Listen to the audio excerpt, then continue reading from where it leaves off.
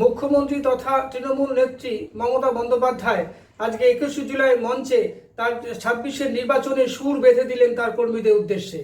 বাঙালি অস্মিতা এবং বাঙালিদের প্রতি কোনো অত্যাচার, বাংলা ভাষার প্রতি কোনো অত্যাচার যদি হয়, তাই তৃণমূল যে সেটাকে সহজভাবে নেবে না, সেটা স্পষ্টভাবে জানিয়েছেন মুখ্যমন্ত্রী মমতা বন্দ্যোপাধ্যায়।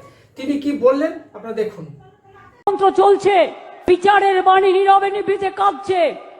গদি মিডিয়া, গদি দর্শন আজকে বাংলার মানুষের কথা বলে না, মানুষের কথা বলে না, দুর্যোগের কথা বলে না, দুর্ভোগের কথা বলে না, অত্যাচারের কথা বলে না, চক্রান্তের কথা বলে না, ষড়যন্ত্রের কথা বলে না, উন্নয়নের কথা বলে না।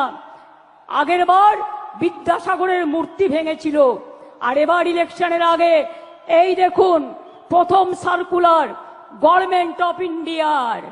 এটা আমাদের রাজ্যে পাঠায়নি, বিজেপি রাজ্যগুলোকে পাঠিয়েছে যে 101 মাসের জন্য যাকেই সন্দেহ হবে 1 মাস জেলে আটকে রাখতে পারবে, ডিটেনশন ক্যাম্প করে এবং হোল্ডিং ক্যাম্প করে।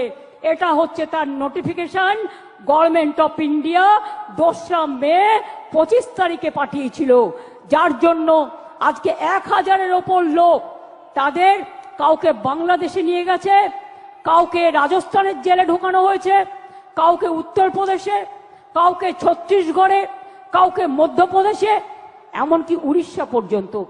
ওরা সেন্ট্রাল ফোর্স থেকে আমাদের বলছে একটা নোডাল অফিসার তৈরি করতে, যারা কিনা গিয়ে ওখানে মানুষকে বাদ দেবে, ভোটার লিস্ট থেকে বাদ দেবে, বাংলার পরিচয় থেকে বাদ দেবে, বাংলার অস্তিত্ব থেকে বাদ দেবে।